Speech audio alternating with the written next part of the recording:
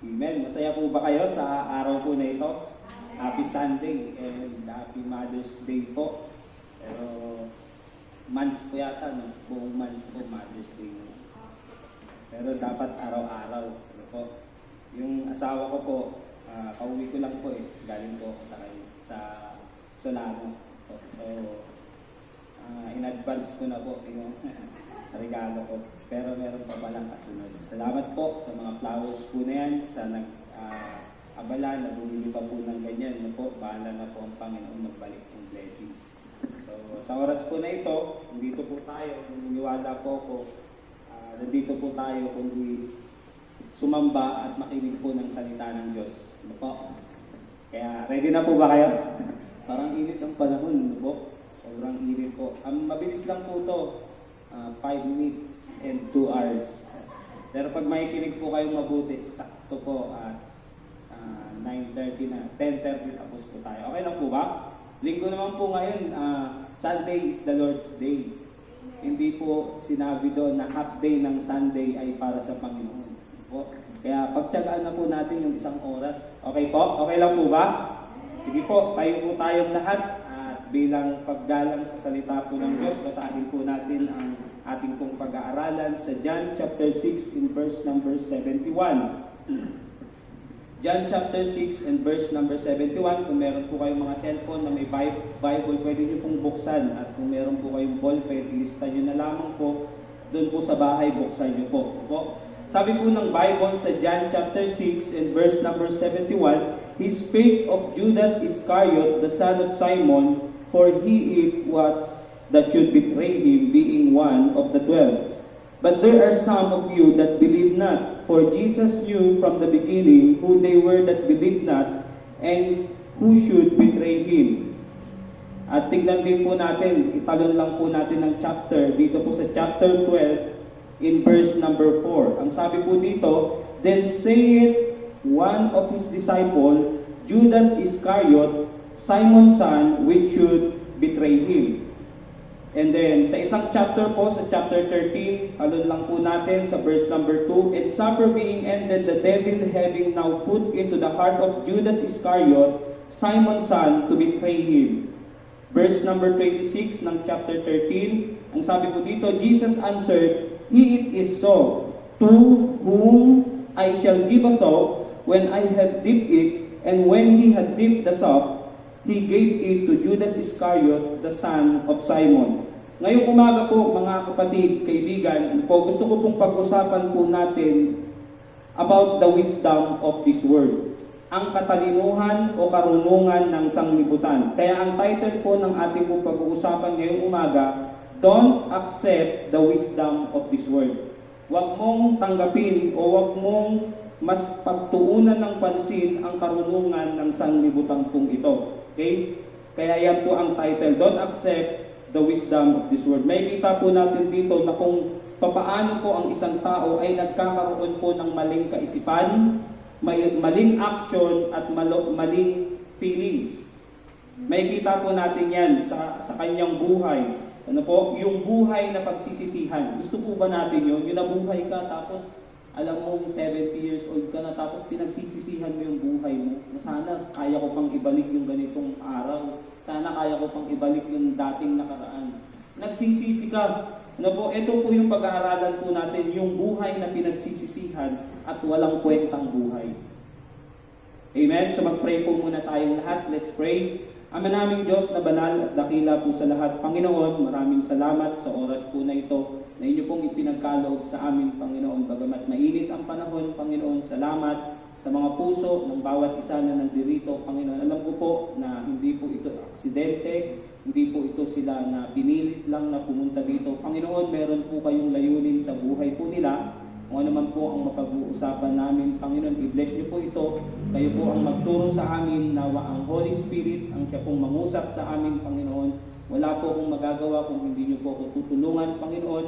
Ano man pong kasalanan, karumihan, Panginoon, ang aking pong nagagawa, marapati po ako, itago niyo po ako sa inyong likuran, Panginoon, upang ang inyo pong kaluwalhatian lamang po ang makita sa amin pong kalagitnaan, Panginoon. Patawarin niyo po kami sa amin pong nagagawang kasalanan, Panginoon, na hindi po nakakapagbigay ng kaluguran sa inyo, Panginoon.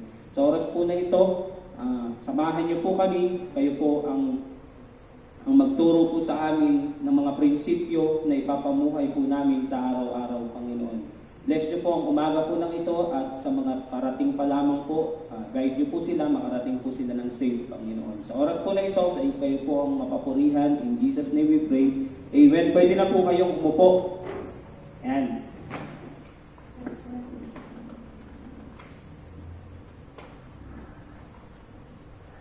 Ano po yung title po natin?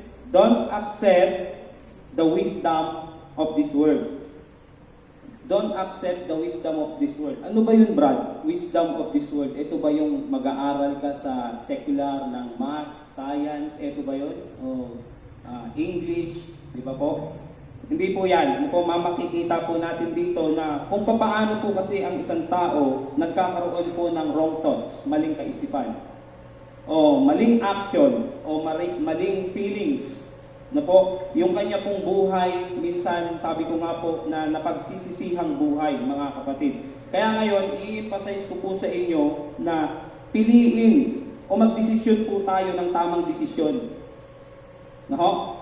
Kung ano pong buhay ang pipiliin po natin. At nandito po ngayon tayo sa building po na ito na may nagtuturo ng Bible at ang Bible po ang magpo-point out po sa atin, mga kapatid, kung anong buhay ang dapat po nating piliin. Okay? Ang Bible po ang katulong po natin na kung ano po yung dapat po nating ipamuhay. Kaya ang example po natin ngayon, si Judas. Sino pong nakakakilala kay Judas? Karakter po ng Bible. Pangalan pa lang, nakakatakot na no? Judas ba naman no? Pero ang iba po, naiisip po natin na yung iba hindi po nauunawaan kung sino po talaga si Judas. Okay?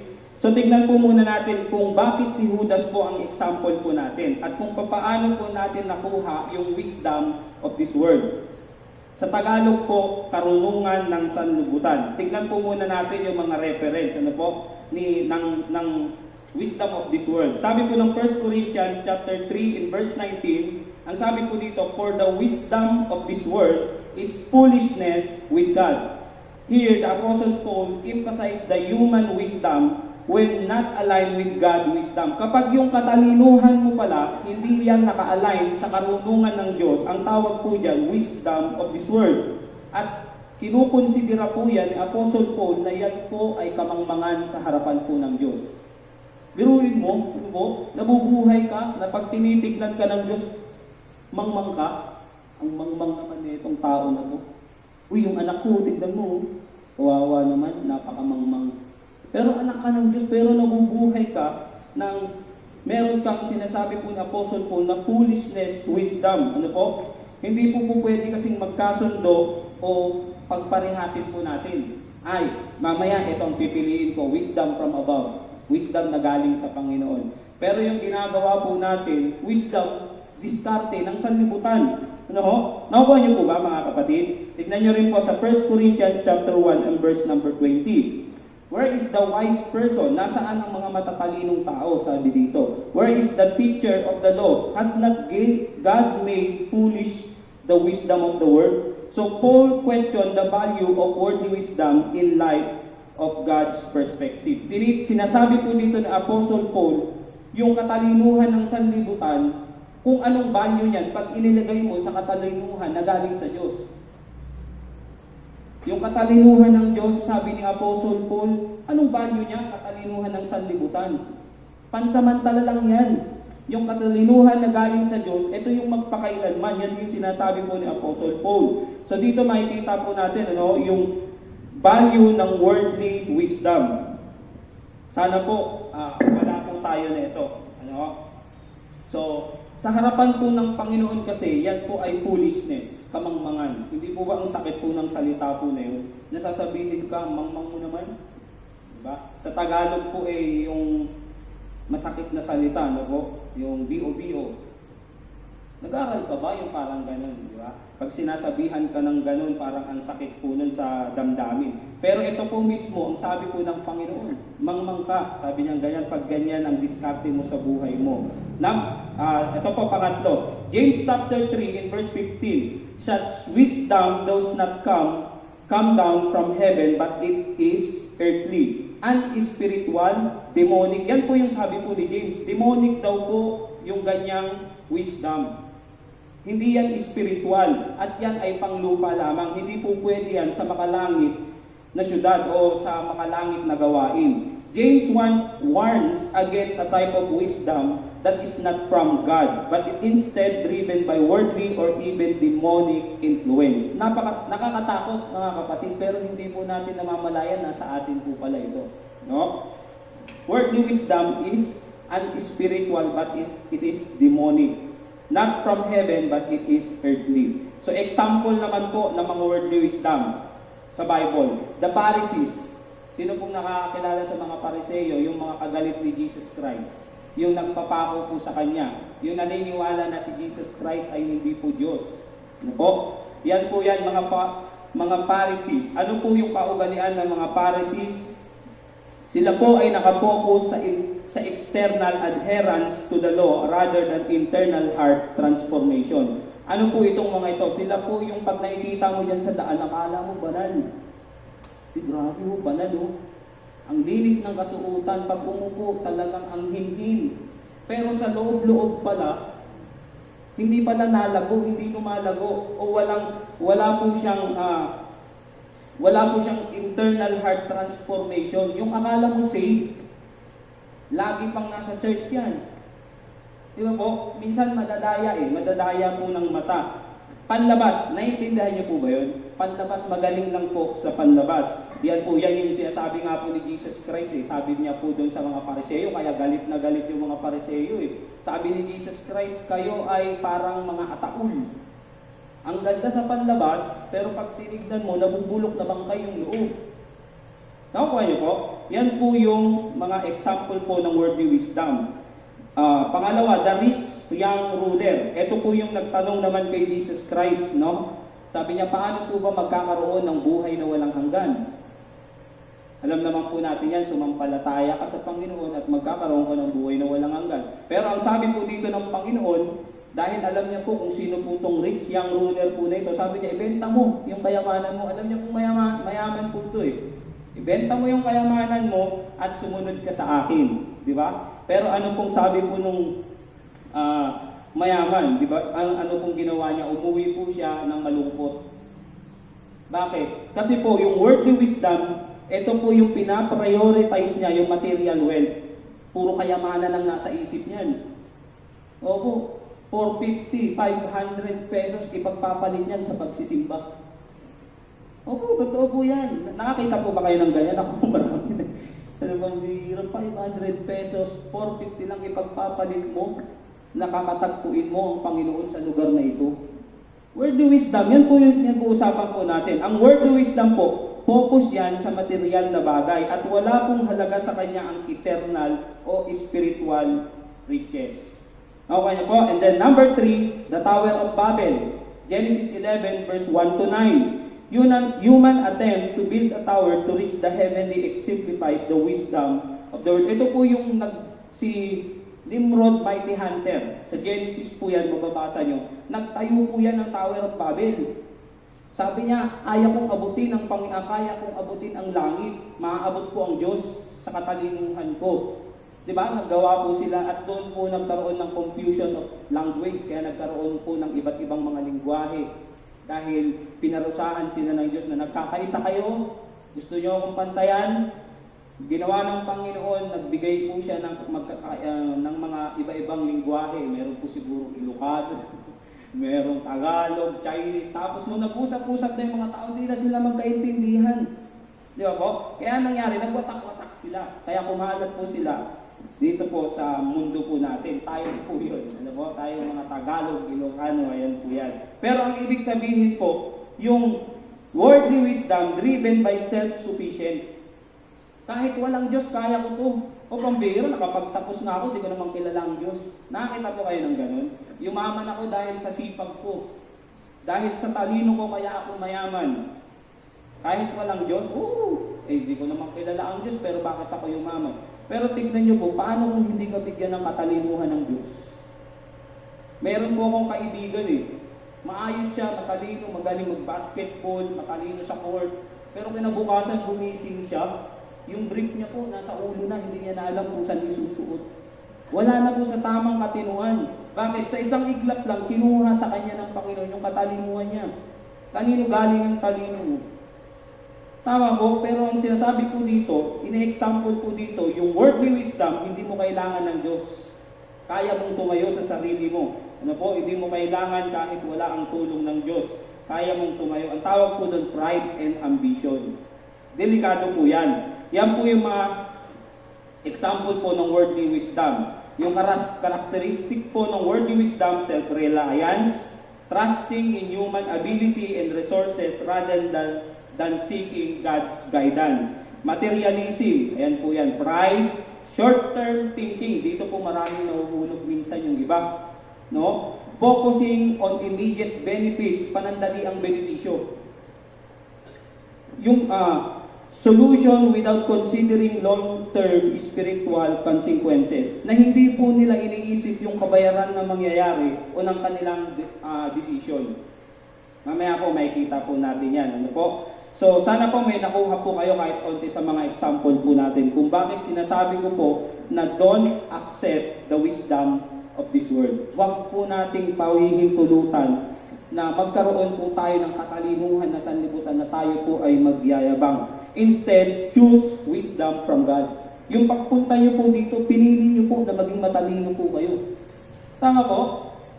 Samantalang yung iba nasaan? Mainit. Nandun sa outing. Tama po? Masasaya sila.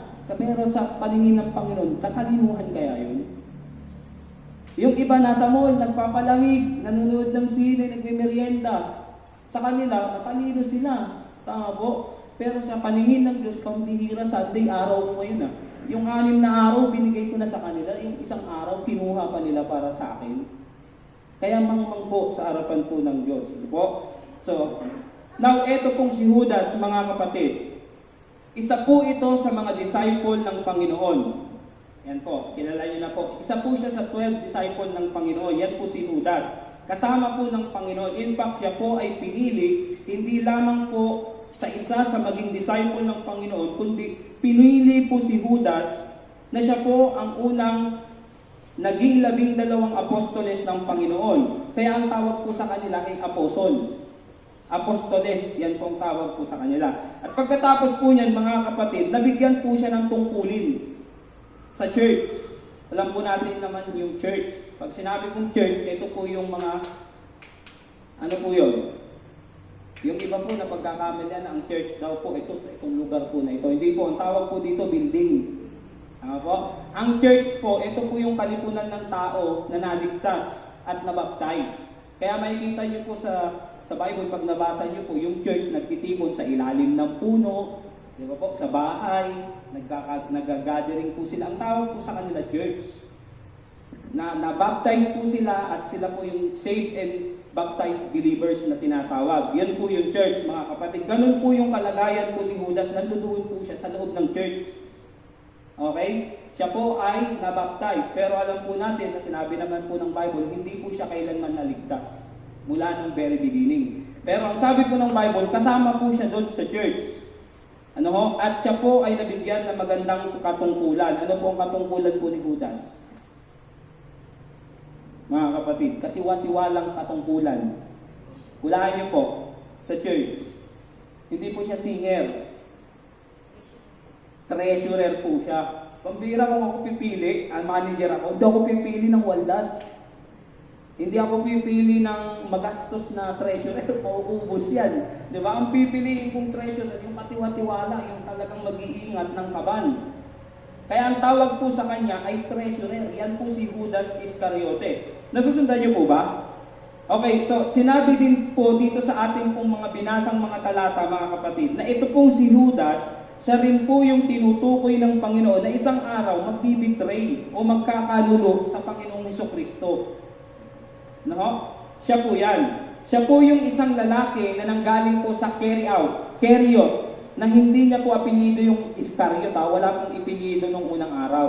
Po, hindi pa po uso yung last name ng una. Hindi po Jesus, tapos ang apelido ni Jesus Christ. Hindi po. Nasusundan niyo po ba? Wala pong apelido nun. Si Judas po, hindi niya po apelido yung Keriot. Binansagan lang po siyang Judas Iscariot dahil si Judas po ay taga-Keriot. No, may kita po natin dito. Tinawag po siya ng Bible na a man from Keriot. Ayon po sa pag-aaral, pag sinabing Iscariot, yan po ay nasa lugar ng town ng Southern Judea. Ano po? Tinawag lamang po yung Keriot kasi ito po ay Hebrew word na minimension po dito yung dalawang city sa Keriot. Okay? Sa Amos chapter 2 and verse 2, mababasa po yan, but I will send a fire upon Moab and it shall devour the place of Keriot. Lugar po ito. Kaya tinawag po si Judas na Iscariot kasi taga doon siya. Halimbawa, si Paul. Bago po siya maging Paul, ang pangalan niya, Saul. Tinawag po siya ng Bible na Saul of Tarsus. Kasi taga Tarsus o doon po siya lumaki. Nakuha niyo na po, mga kapatid. Kaya po siya tinawag na Judas Iscariot, diyan po nanggaling po yung kanyang pangalan. Tulad po ni Jesus, sabi ko nga po kanina, hindi po porket may karugtong na Christ, apelido na po ni Jesus Christ po yun. Ano po, Jesus, tapos apelido niya Christ. Ang ibig sabihin po ng Christ, anointed one. Yan naman po yan. Or Messiah. So ang pangalan po ng Panginoong Hesukristo ay tinawag po na anointed one o Messiah, tagapagligtas. Okay? Yan na po yan. So si Judas po, mga kapatid, ano po siya? Naging apostol. And siya po ay kasama po ng Panginoon during earthly ministry. Habang naglalakad ang Panginoon, habang nagpapagaling ang Panginoon, habang bumubuhay ng patay ang Panginoon, kasama po si Judas doon. No? Kasama po siya doon, mga kapatid. Si Judas po ay malapit po kay Jesus Christ at sa mga apostoles. At huwag din po natin kakalimutan, mga kapatid, na si Jesus Christ po, nakasama po ni Judas, sabi po ng John 14:6, sino po si Jesus? Sabi po ng John 14 verse 6 na, I am the way, the truth, and the life. No man cometh unto the Father but by me. Ano pong ibig sabihin? Wala pong makakarating sa langit maliban na dadaan ka sa Panginoong Hesus. Nakuha niyo po? Kung hindi ka dadaan sa Panginoong Hesus, hindi ka makakarating sa langit. Bakit? Wala nga pong ibang daan eh. Ang sabi niya, I am the way. Wala na pong iba, siya lamang po ang daan. Yan po ang sabi po ng Bible. At maliban po dyan, ang sabi po ng Bible sa John 10 verse 9, ano pong sabi ni Jesus Christ? I am the door. Hindi lang po siya daan patungo ng langit. Ang sabi niya, ako rin ang pintuan ng langit. Ibig sabihin, iisa lang po ang pintuan ng langit. Si Jesus Christ lamang po yan. By me, if any man enter in, he shall be saved. Kung sino man ang papasok sa akin, maliligtas. Yan ang sabi po ni Jesus Christ.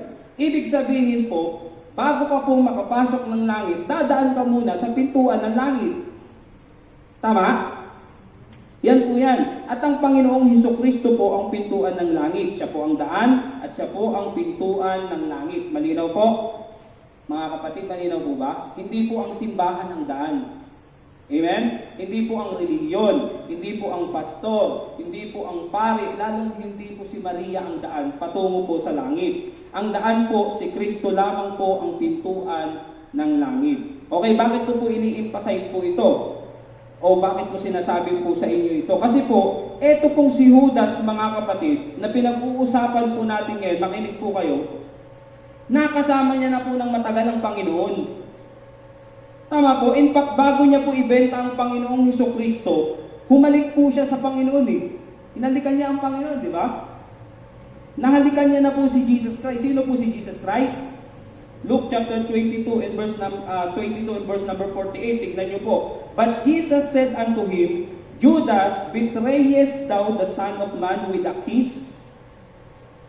Sabi ni Judas, sa mga sundalong huhuli, sa mga Romano, sa mga Pariseo, kung sino yung hahalikan ko, yun ang huhulihin nyo, yung kasi si Jesus Christ. Kaya nung pinagkanulo niya si Jesus Christ, Nagkita sila, binati niya si Jesus Christ, hinalikan niya si Jesus Christ. Sino yung hinalikan ni Judas? Si Jesus Christ. Tama po? Malinaw po yan. Sapagkat ang usapan po nila doon sa mga manguhuli na sundalo, kung sino ang hahalikan po, yun ang uhulihin nyo. Okay? So hinalikan niya po si Jesus Christ bilang hudyat kung sino po ang uhulihin po nila. Dinadahan-dahan ko po. Ano po? Okay, tignan niyo po. Sino po ang hinalikan ni Judas? Si Kristo. Si Jesus Christ. Sino po si Kristo? Pintuan ng langit. Sino po si Kristo? Nag-iisang daan patungo ng langit. Now, eto pong si Judas po na ito po yung tao na humalik na sa pintuan ng langit at nagkaroon na po siya ng pagkakataon na makilala ang daan patungo sa langit, pero napunta pa rin ang impyerno. Sayang, di ba?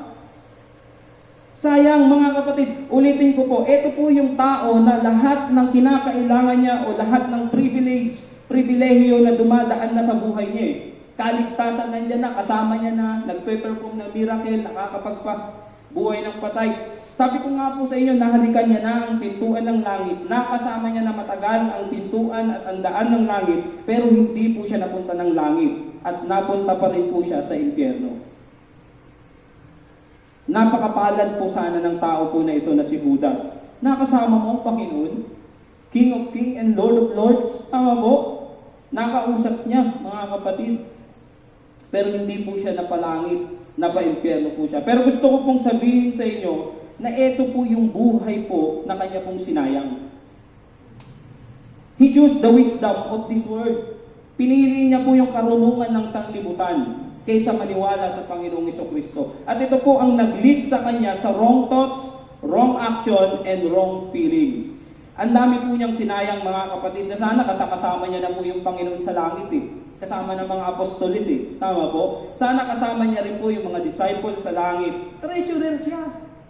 Katiwala. Tama po? Most trusted position ang treasurer, mga kapatid, kahit saan niyo po dalhin niyang nakumpanya. Pag pinagkatiwalaan ka na humawak ka ng pera, katiwatiwala ka. Ganyan po ang tinuring ng Panginoon sa kanya. Taga-ingat ka ng budget ng church. Judas, ikaw ang taga-ingat, ha? Pero na-miss niya po ang heaven. No? Hindi po siya nakapunta ng langit. Na-miss niya po ang langit. Bakit? He lived for worldly wisdom. Ano po ang worldly wisdom? Self-reliance, materialism, pride, short-term thinking. Nabuhay po siya o ipinamuhay niya po ang isang sayang o walang kwentang buhay, mga kapatid. Now, ano po yung mga dahilan bakit po ito nangyari kay Judas? Now, kung ano man po ang nangyari kay Judas, mga kapatid, ay hindi rin po posible na mangyari din po sa buhay po natin ngayon. Opo, nagsasalita po ako dito, pero lahat po tayo ay tao pa rin. Tama po? Tao pa rin po tayo, mga kapatid. Sasabihin natin, ay hindi ganyan na mangyayari sa akin. Si Judas kasi pinili siya ng Diyos sa ganong klaseng buhay. Hindi po, pinili po ni Judas yung buhay na ganun. No? Si Judas po, pinili niya po na hindi po maniwala kay Kristo. At magkaganon po ang buhay niya. Hindi po kagustuhan ng Diyos na siya po ay mapunta ng impyerno. Amen? Pinili po ni Judas na huwag pong manampalataya sa Panginoong Jesucristo. Now, dako po tayo sa mga points na po tayo. Kung bakit nasabi po ni Judas, kung bakit nasabi ko po na si Judas po ay pinili niya po ang wisdom of this world. Alam niyo po, marami pong pangalang Judas. Diba po? Sa English po, ang pangalan po, ang Judas po ay Jude. Marami pong pangalan na Jude o Judas. Hindi naman po masama kung may kilala kayong pangalan ay Judas o Jude. Ano po? Wala pong masama na magpangalan kayo ng Judas o Jude. Pero alam niyo po, hindi man po Judas ang pangalan po natin, pero baka. Ano po? Yung kaugalian po ni Judas ay makuha po natin. Kaya meron po tayong, ano po? Yun po ang masamang, mga kapatid. Yung parang yung ugali po natin ay ugali po ni Judas. So, number 1 point. Wrong thoughts lead to him to live for money. Yan po yung number 1. Wrong thoughts lead to him to live for money. Yung mali niyang kaisipan, nag-lead sa kanya o nagdala sa kanya para mamuhay sa pera. Yan po yan. Ang maling pag-iisip ay nagdadala po sa kanya upang mabuhay siya sa pera. Naalala niyo po si Judas, yung ginawa niya po sa Mark chapter 14 and verse number 3 hanggang 10. Pag pinasa niyo po yan, makikita niyo po yung ugali po ni Judas, dyan po na-reveal na mukha po siyang pera.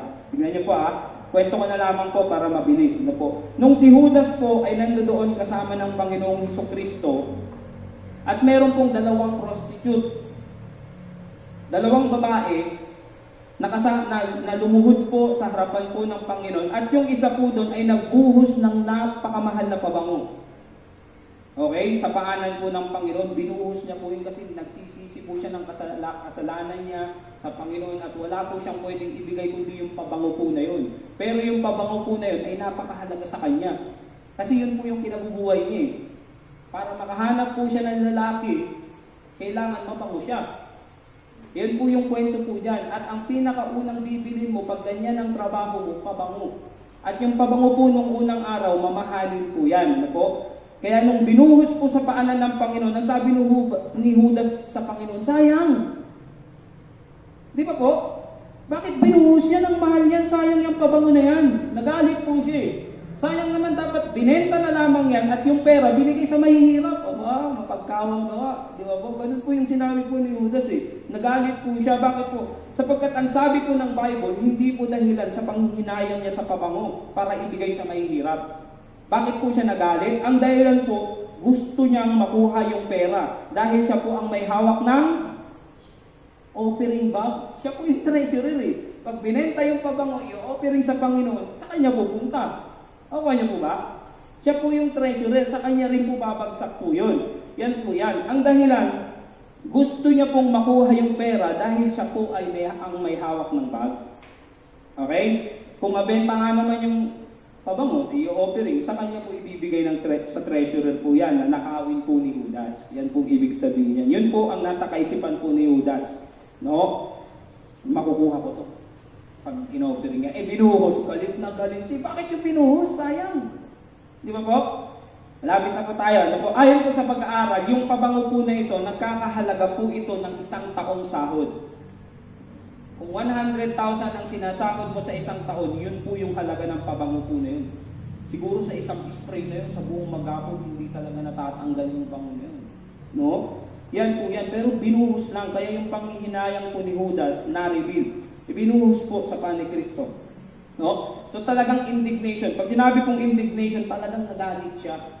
Si Judas nagkaroon po ng indignation. Tignan niyo po Nagdamdam po siya sa Mark chapter 14 verse number 4. And there were some that had indignation within themselves and said, why was this waste of the ointment made? Wrong thoughts, di ba? Mali yung kaisipan.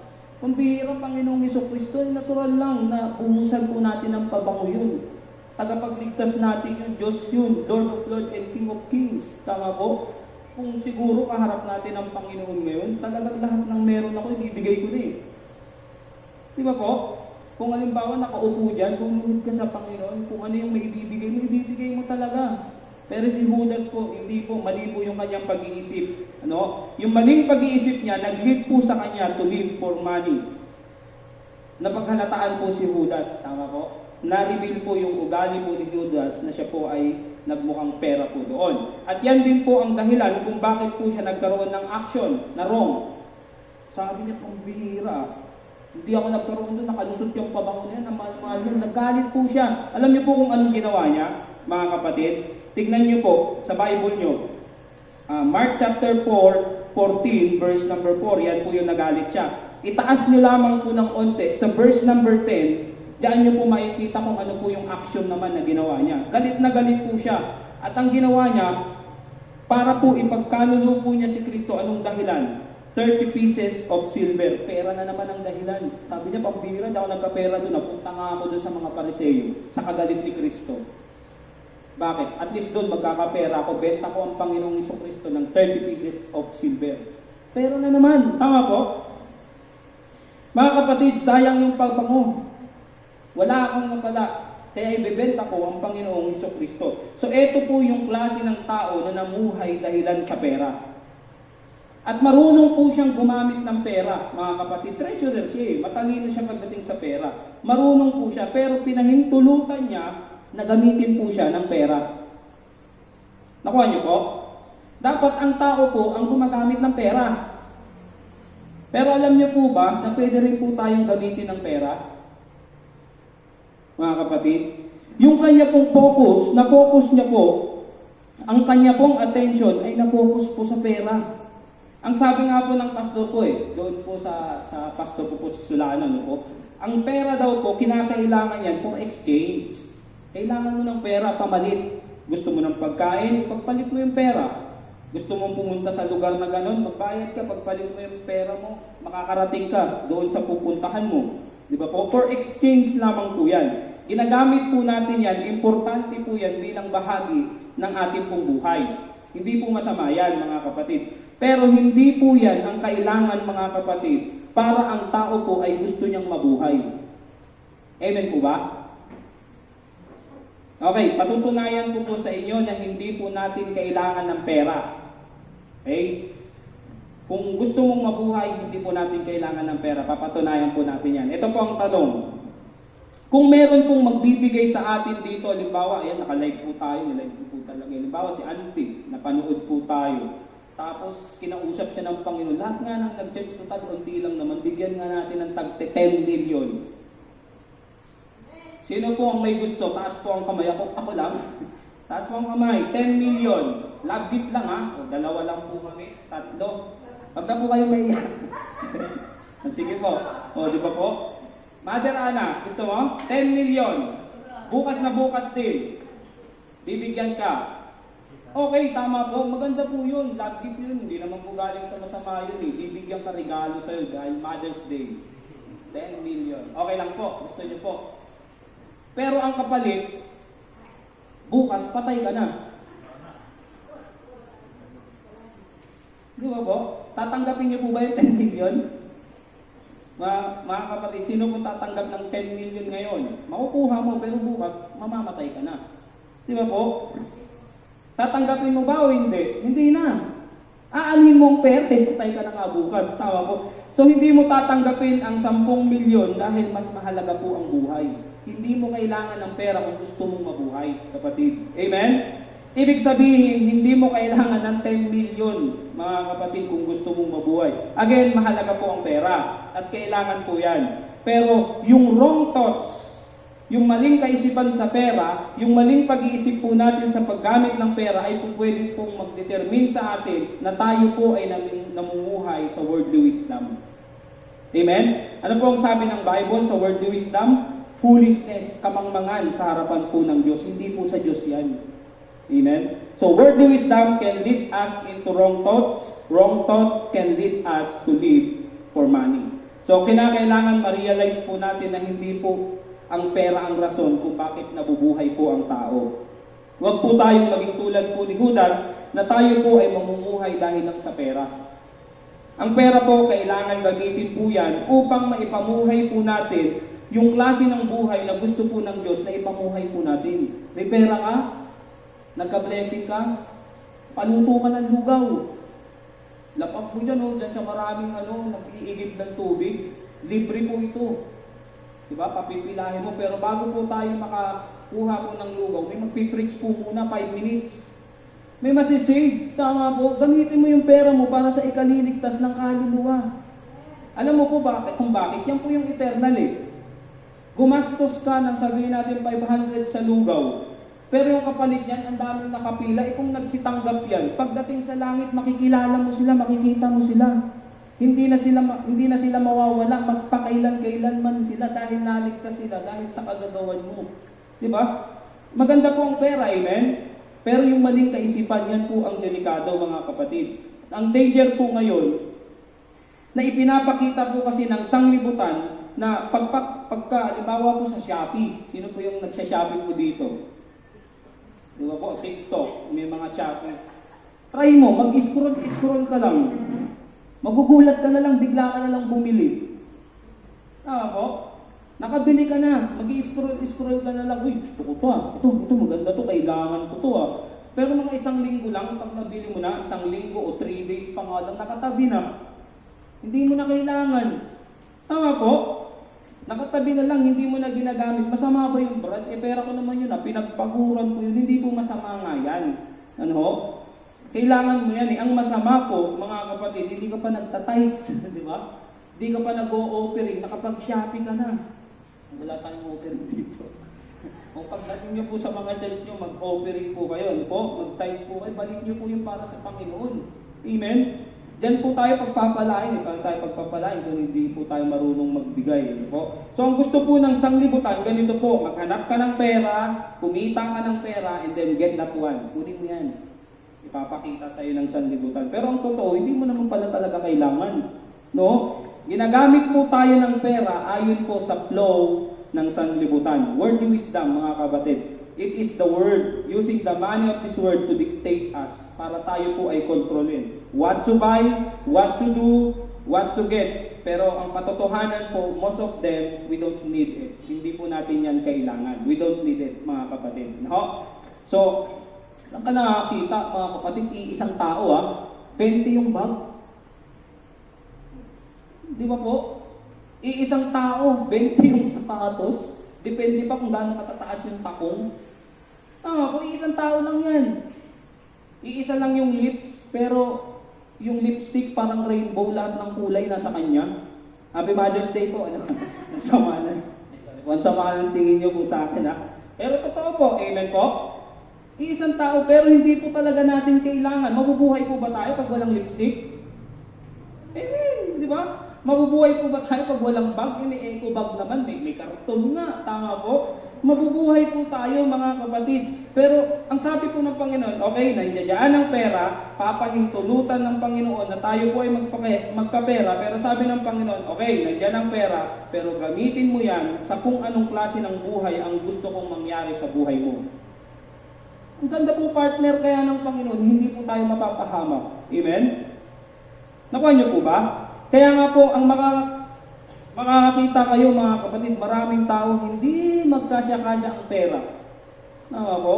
Dahil ang sinusunod po nila ay yung gusto po ng sanglibutan na pamumuhay. Yan po yan. Sige, magpakahirap ka, kumita ka ng pera, tapos bilhin mo to. Pinaghirapan mo naman yan Huwag ka muna magbigay sa simbahan.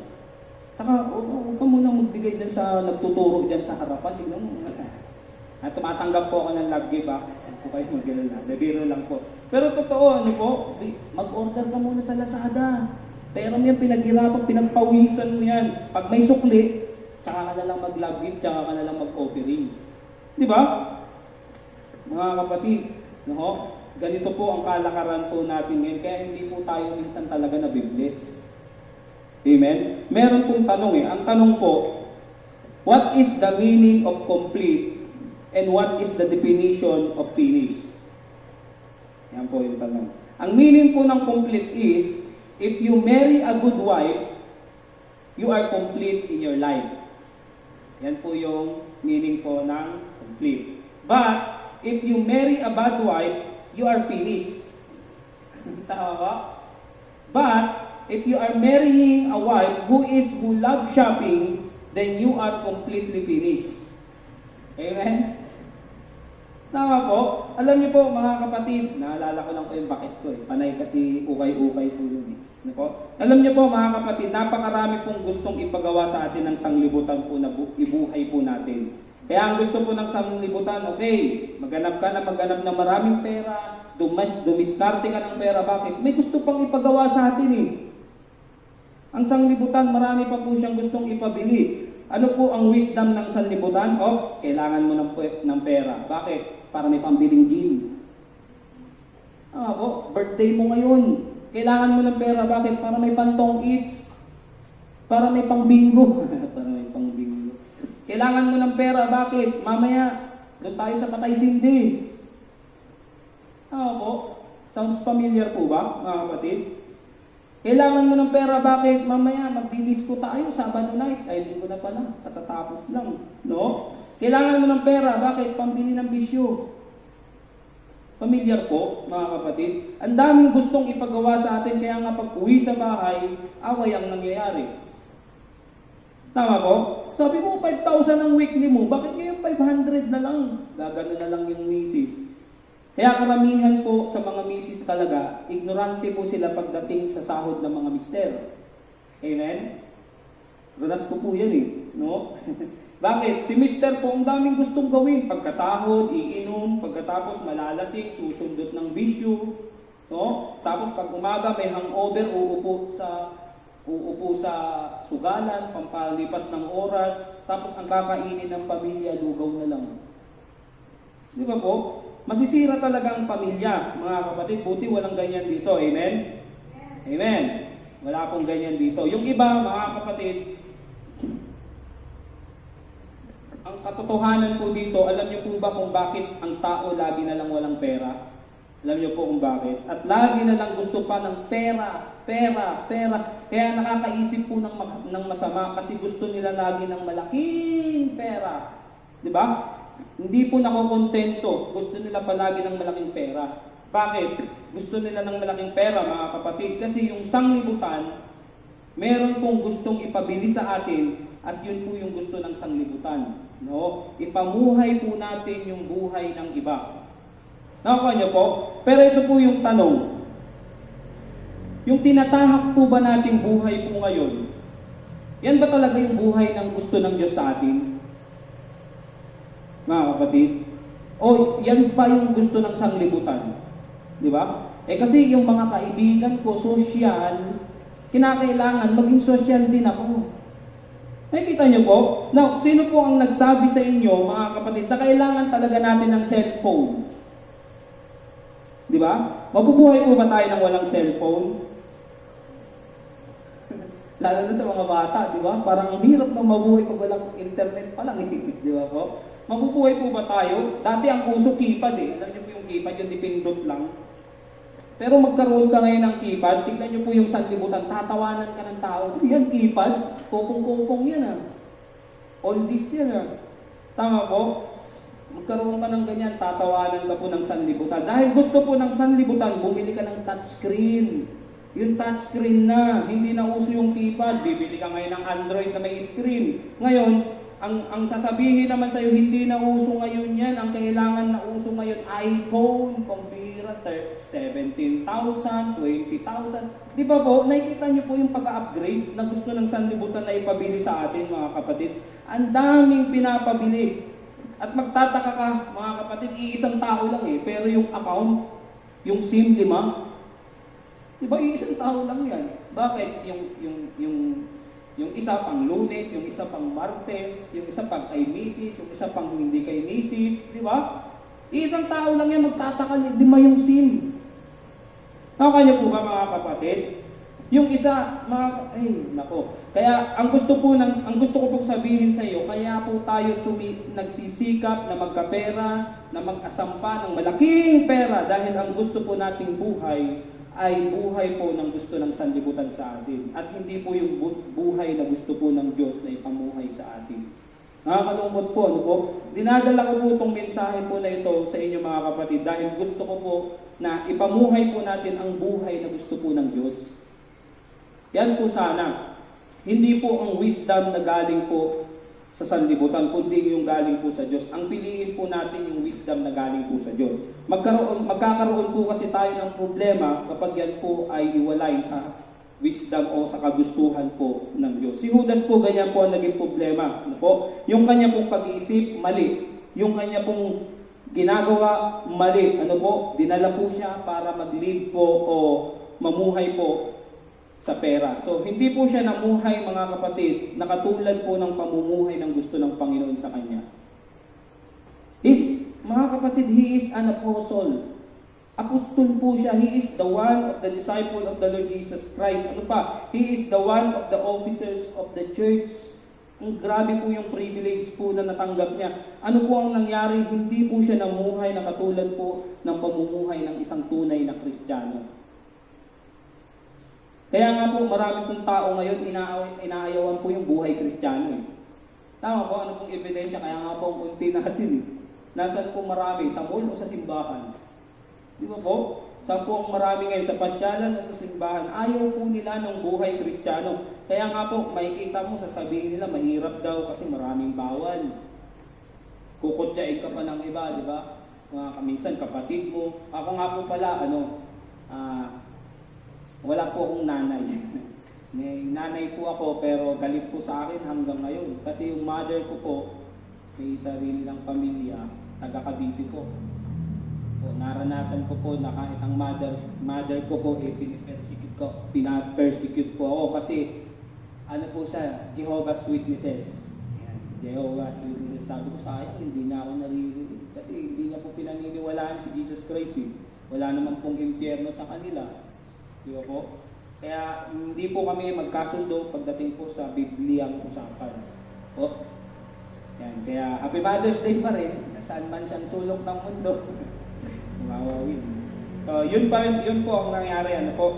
Marami pong tao ngayon na sasabihin niya, pasimba-simba ka dyan, kamusta ang simbahan, kaibigan? Sasabihin ng kapitbahay mo, kaibigan mo, mararanasan mo yun, nasasabihin ka, brother, ang ganda ng suot mo, banal na banal ka ngayon Saan punta mo? Di ba? Habang yung iba ngayon, wala, nasa pasyalan, nasa inuman pa nga yung iba, madadatnan mo, sasabihin ka pa, okay, nandiyan ka na naman sa alive-alive alive-alive ka na naman simba na sa umaga, may prayer meeting pa, di ba po? Hindi nila makita yung kaimportantihan, mga kapatid, lalagpas na kayo ng langit dyan. Ang init-init dyan, nagtsatsaga kayo dyan. Tagal-tagal na nagtuturo dyan. Di ba po? Pero sa totoo lang po, sino po ang may maayos na napakinggan ngayon? Amen? Habang yung iba nasa pasyalan, habang yung iba nasa bahay nga, nagpapahinga, pero maghapon nagsiselfon, napapakinggan si Tulpo. Di ba? Kung paano paghiwalayin yung mag-asawa. Di ba po? Kung sino-sinong pinapakinggan, kung ano-anong prinsipyo ang pumapasok. Yung iba nasa inuman, madadaanan mo pa nga, mga lasing sa kalsada Tama po? Ang tanong, sino po ang mabango? Sino po ang mabaho ngayon? Di ba po? Yung galing sa church o yung nasa labas? No. Magtanong po kayo sa ibang Kristiyano naman. Tanungin niyo po sila kung anong mas maganda. Sa mga Kristiyano, tanungin niyo, ano ba mas maganda, Brad? Yung buhay na na magwawala ka pag birthday mo, wala kang pambili ng alak, o yung buhay ng Kristiyano ngayon? Na hindi mo na kailangan gumastos para mag-inom. Bakit? Hindi ka na mag-iinom may Panginoon ka na Tama po? O yung buhay na may Biblia, may prinsipyo ng salita ng Diyos, sasabihin nila, mas gusto ko yung buhay ngayon, tahimik. Dati, isang gin lang, solve na ako, wala na ako nagmamarcha na ako Di ba po? Ano po nangyari kay Judas? Bakit po nasayang ang buhay niya? Because the wisdom of this world. Malapit na po ito. Nagkaroon po siya ng wrong thoughts, maling kaisipan, at nag-lead po ito sa kanya sa pamumuhay para sa pera. Wrong thoughts, it will lead you to live for money. Namuhay po siya para sa pera. Yan po yan. Alam niyo po, lahat po nadidisgrasya pagdating sa pera. Di ba po? Tignan niyo po yung balita ngayon. Ang tataas ng mga pinag-aralan, magagaling mag-English, nakapagtapos ng Harvard University, di ba po? Pero sino po yung mga hinahatulan sa Senado ngayon? Mga matataas ang pinag-aaralan. Di ba po? Mga magagaling mag-English, pero pagdating sa pera, bagsak. Ito pa po, magkapatid, nagpatayan dahil lang sa pera. Di ba po? Wala pong sinisino pag ang pera po ang nag-lead po sa atin, mga kapatid.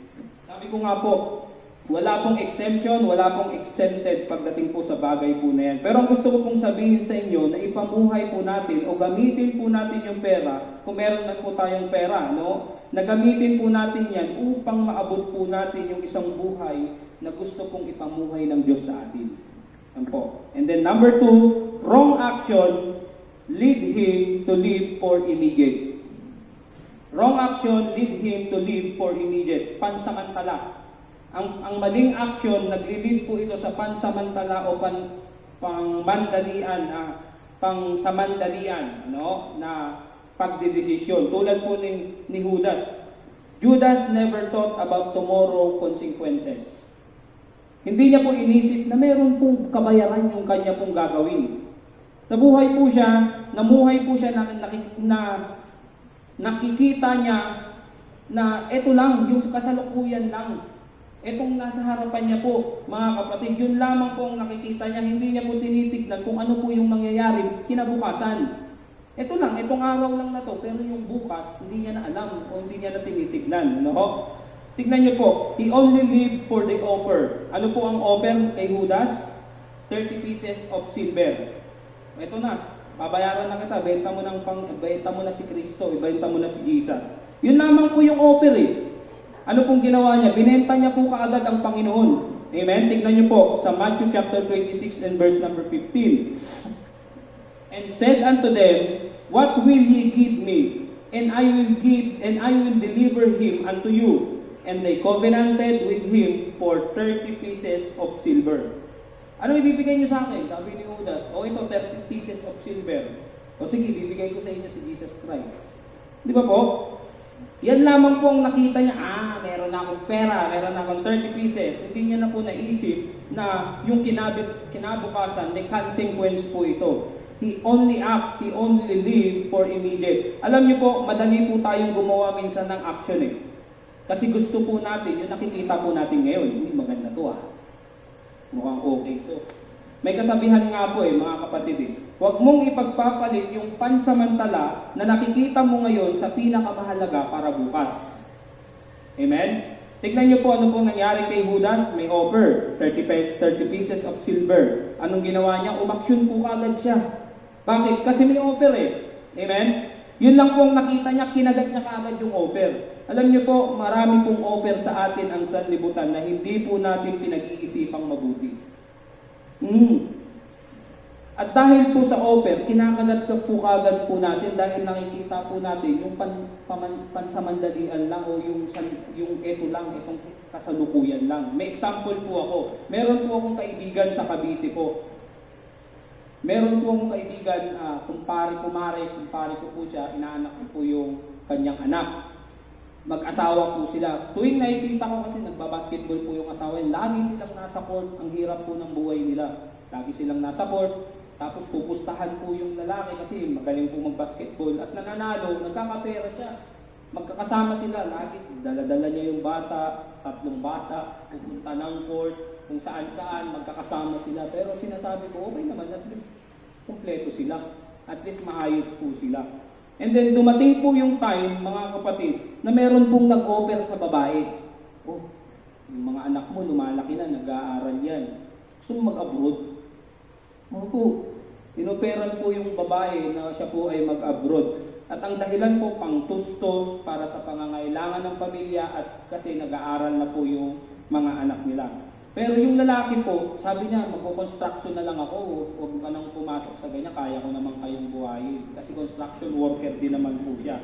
Ayaw pong pumayag. Pero yung kinikita niya, sapat nga lang. Ayun lang po. No? Pero maayos po sila, masaya po sila nung simula. Pero dahil po sa offer, yung babae po, kinagat niya po agad. No? Kinagat niya po agad. At dumating po sa time na nag-abroad na po yung babae, naiwan po yung lalaki, at saka yung 3 anak. So okay pa nung una, nagpapadala, 50,000 pa naman Diba? Tapos ang lalaki po, hindi na nagtrabaho. Nag-aalaga na lang po ng anak. And then dumating po yung time na yung lalaki, nabuboring na siya, na-homesick ba sa asawa niya. Nagiinom na. Natawag ng barkada, tapos meron po siyang natawag na barkada na nagda-drugs. Tapos nainganyo po siya para makalimutan niya na yun ang dahilan niya, para makalimutan ko yung kalungkutan sa asawa ko. Drugs po siya. And then, later on, hindi lang drugs, hindi lang pag-iinom, may dinadala ng babae. Diba po? Tapos, eto naman po ngayong lalaki ng babae. Bakit? Kasi namimiss niya na nga naman daw yung asawa niya. Nung una kasi ayaw niyang pumayag, mga kapatid. Tapos ngayon, itong babae tumatawag na sa akin, sabi ng babae, wala pa po siyang alam na ng babae. Sabi niya, Brian, sabi niya ganun, baka pwede mo akong tulungan, dalhin mo nga dyan sa Nueva Vizcaya yung kumpare mo, nalulung, sabi niya ganun. Sabi ko, sige, tignan natin, itulungan ko. Tapos nung tinawagan ko, ayaw na po nung lalaki kasi nalulung na po sa bisyo, napababae na. No? Kaya ang nangyari po, nasira po yung pamilya po nila. Dahil lamang po sa offer na kinagat po niya. Di ba po? At yung babae po, meron na rin pong anak sa ibang lalaki. Tapos yung lalaki naman po, nagwatak-watak na po sila. So for the immediate, yun lamang po ang nakikita po nila, mga kapatid. Ano, hindi na po sila naging maayos mga kapatid dahil lang sa isang offer na kinagat and brings broken home and broken life. Dahil sa immediate action po. Tingnan niyo po mga kapatid, kaya ka nga nag-abroad, kaya ka nga umalis para magkapera, para kumita ng pera at matustusan mo yung pamilya mo, maging maayos kayo. Tama po? Pero bakit nung nasa abroad ka, doon nagkanda leche-leche, tama po? At nung umuwi po siya, nabaon po sila sa utang. Opo, nabaon po sa utang, mga kapatid. At nung pag-uwi po ng babae, baon na po siya sa utang, yung pala, utang yung pamasahe, utang yung mga ganito na ginawa. Hindi na po siya nakapag-abroad. Ang ginawa niya, nagtrabaho na po dito sa Pilipinas. At sa awa po ng Panginoon, nabayaran niya po yung utang. Ang tanong, nasaan po yung pera? Nasa abroad po ba o nasa Pilipinas? Di ba po? Nung nasa abroad siya, nagkautang.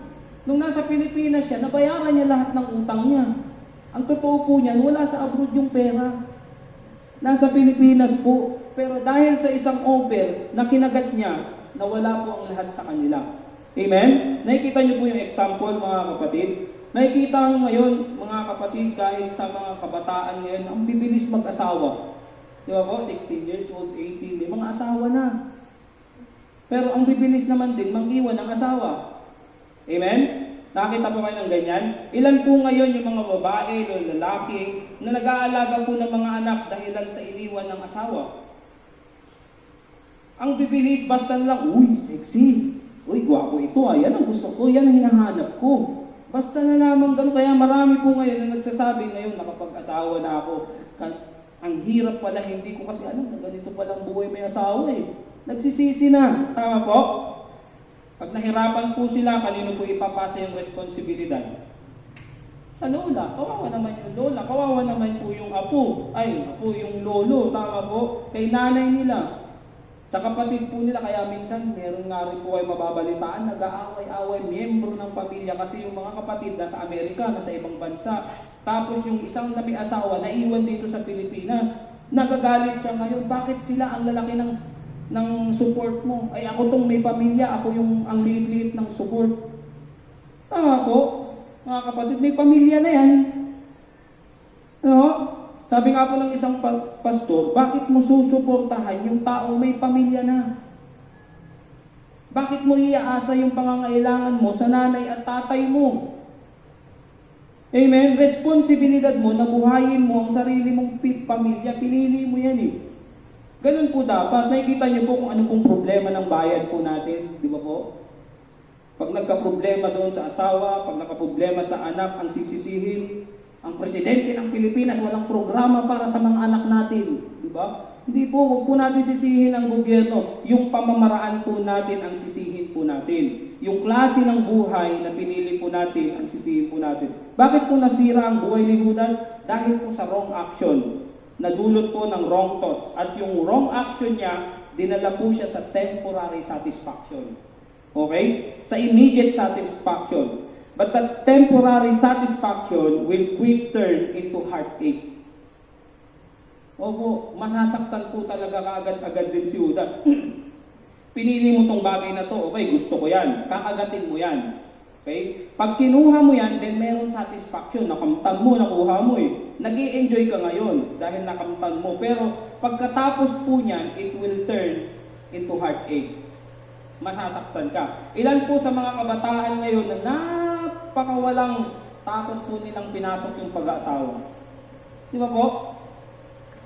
Kung may kilala po kayo, pati yung mga panliligaw, pero ilan po mga kabataan ngayon, kung pumunta po kayo sa mga church ninyo, na makakita kayo na busangon po yung mukha pagpapasok sa church. Mga malulungkot dahil po may hindi po magandang nangyayari sa relasyon po nila. Heartache po yan. Dahil sa immediate decision, mga kapatid. Dahil yung wrong action lead to lead for the immediate. Ang gusto ko pong sabihin, mga kapatid, never base on your life on immediate satisfaction. Huwag po nating ibase yung ating pong buhay sa panandalian, but always base your action upon tomorrow repercussion. Ano po? Huwag po natin ibase yung buhay po natin sa pansamantala. Kundi gamitin po natin yan kung ano po ang meron bukas. Hindi po ngayon. And then number 3 and last, tapos na po tayo. Wrong feeling leads to live a life of deception. Yung maling pakiramdam, maglilid po sa atin yan sa deception na buhay o sa panlilinlang. Dito po sa John chapter 6 and verse number 70, Jesus answered them, "Have not I chosen you 12 and one of you is a devil?" Alam niyo po kung anong ibig sabihin ng devil? Deceiver, mandaraya po yan, manloloko. Alam niyo naman po na wala po sanang problema si Judas, mga kapatid, sa pinili niyang buhay kung si Kristo po ay hindi totoo. Tama po? Wala po sanang paloko-loko niya, yung Christian life niya, niloloko-loko niya, patulog-tulog siya, paloko-loko siya, yung Christian life niya, wala po siyang pakialam. Okay sana yun, kung ang Panginoon ay peke. Tama po? Kung hindi po siya tunay. Kaya nga, pinahintulutan po siyang makasama ni Kristo para makita niya po na si Jesus Christ po na nagsasabi na I am the way, the truth, and the life. Pinakita po sa kanya na totoo po si Jesus Christ. Ano mo? Okay sana yung buhay na, alright, lalaruin ko to. Sasakay-sakay lang ako dito, total. Pinapakinabangan ko naman to. Ako may hawak ng offering bag. Sama lang ako dito, magkakapera naman ako. No? Nilaro-laro niya yung buhay na kasama niya ang Panginoong Jesucristo. Bakit po? Ang feeling niya, okay lang. Sasakay ako dito, di naman totoo tong grupo na ito eh. Pero nagkamali po siya sa feeling niya po na yun. No? Ang totoo, nadaya niya po pati yung sarili niyang feelings.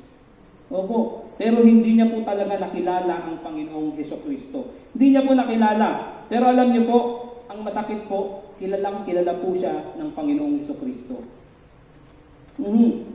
From the very beginning, tignan niyo po sa John chapter 6 and verse number 64. But there's some of you that believe not. For Jesus knew from the beginning who they were that believe not and who should betray Him. Now, ang gusto ko pong sabihin sa inyo mga kapatid ay ito po. Nandito na po tayo. Nakikinig na po tayo ng salita ng Diyos, pero minsan nilalaro-laro pa rin po natin yung salita ng Diyos. Amen? Akala po natin na katulad pa rin po ng grupo ng pananampalataya natin dati na pare-parehas lang naman na simbahan yan. Nakala po natin pwedeng daya-dayain lang. Sama ako dyan, sasang-ayon ako dyan, magbibihis ako kunwari. Sabi ko nga po si Judas po, nahalikan niya na po yung pintuan ng langit, pero na-impyerno pa rin po siya, mga kapatid. Akala po natin na pwedeng daya-dayain. Ano po? Mga kapatid, si Judas po kasama niya na po ng madagal ang daan patungo ng langit, pero na-impyerno pa rin po siya. Sa atin po, mga kapatid, kapag nandito po tayo, seryosohin na po natin. Ano po, oras lang naman po ang hinihingi po ng ating Panginoon, mga kapatid. No? Nakikita niyo po, sasabihin natin, mga kapatid, minsan na naniniwala tayo sa Diyos, pero ang gamit po natin is wisdom of this world. Ang daladala po natin, wisdom of this world, walang pagbabago. Ang hirap po niyan. Bakit? Panginoon, naniniwala ako sa iyo, pero hindi ko pipiliin ang buhay na gusto mo para sa akin. Hindi ako susunod sa iyo. Ang sabi mo, Panginoon, sabi ng Panginoon, ikaw brother, dito ka, sister, dito ka, ito ang buhay mo. Pero ang sabi mo, Panginoon, Diyos lang kita. Pero ito ang gusto kong buhay. Pwede po ba yun? Mga kapatid, ang katotohanan, mga kapatid, gusto po ni Judas maglingkod sa Panginoon pag okay po yung feelings niya. Magsisimba ako pag maluwag sa feelings ko. Pag hindi umulan, magsisimba ako. Pag hindi masyadong mainit, a-attend ako. No? Gusto po natin magsimba pag maluwag ang oras po natin. Gusto po natin magsimba pag pinagpapala po tayo. Amen?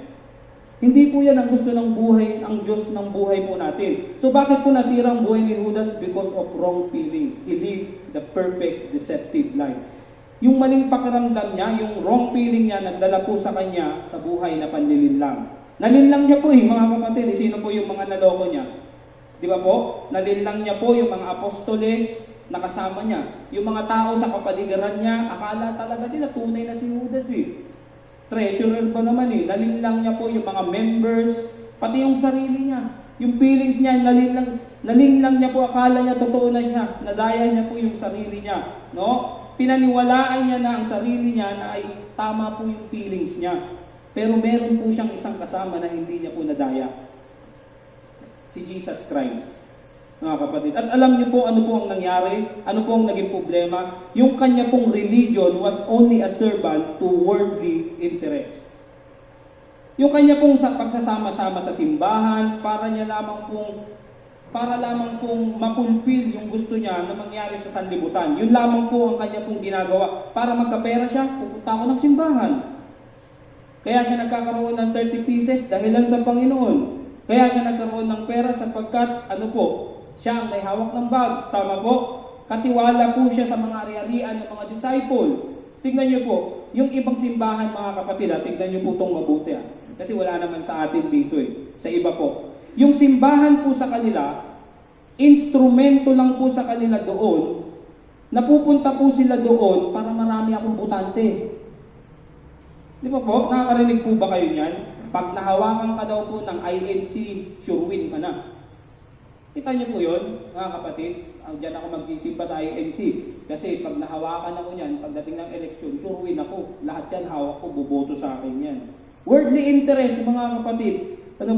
Ilan po ang pumapasok sa simbahan dahil may kailangan po sila sa simbahan.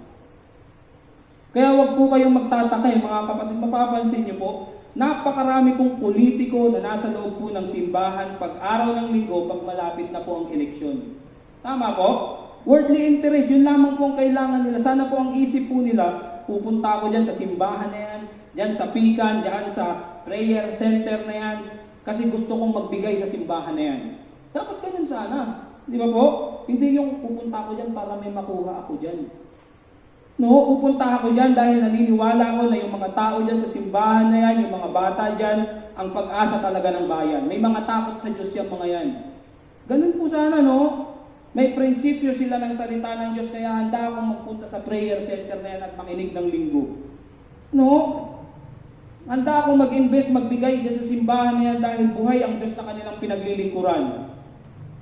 Yun po sana, mga kapatid, hindi po yung, bakit? Ano bang meron dyan? Ang init-init na nga Magkakapera ba tayo dyan? May pagkain ba dyan? May niluto ba si Mother Ana? Ginagamit po ang simbahan para makakuha. Pero, ang kailangan po natin, mga kapatid, sapagkat nandito po ang nahahayag ang salita po ng Diyos. Amen? Kaya po tayo nandito dahil kailangan po natin ang salita ng Diyos para sa pamumuhay po natin araw-araw. Wisdom from God.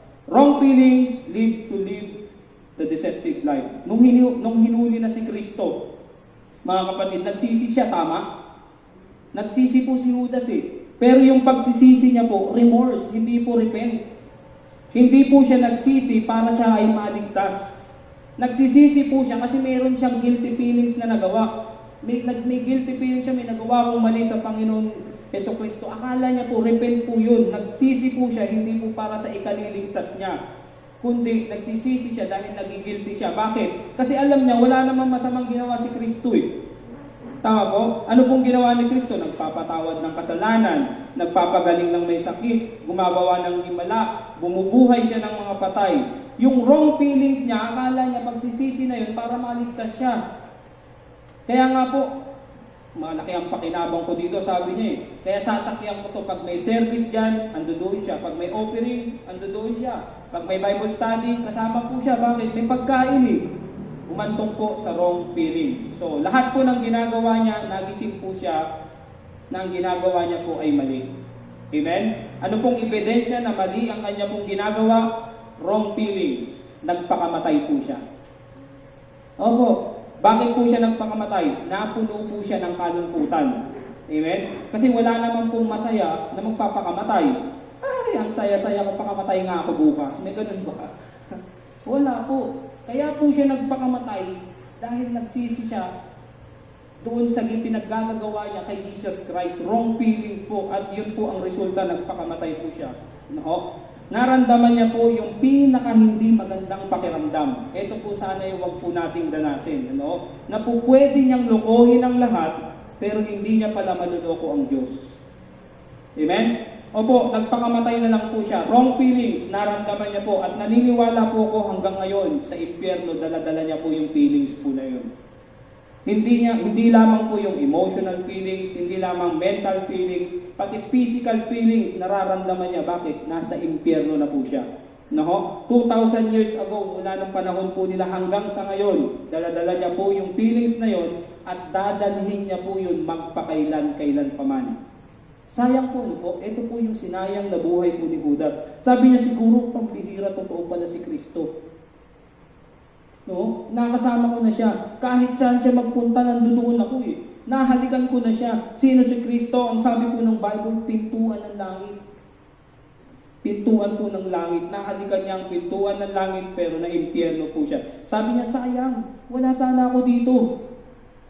Kung di ko nilaro-laro ang pananampalataya ko. Wrong feelings, na-impyerno po siya. So, don't accept the wisdom of the world. Kaya wag po tayong magpalinlang, no? Sa karunungan ng sanlibutan po na ito, mapapahamak po tayo. Amen?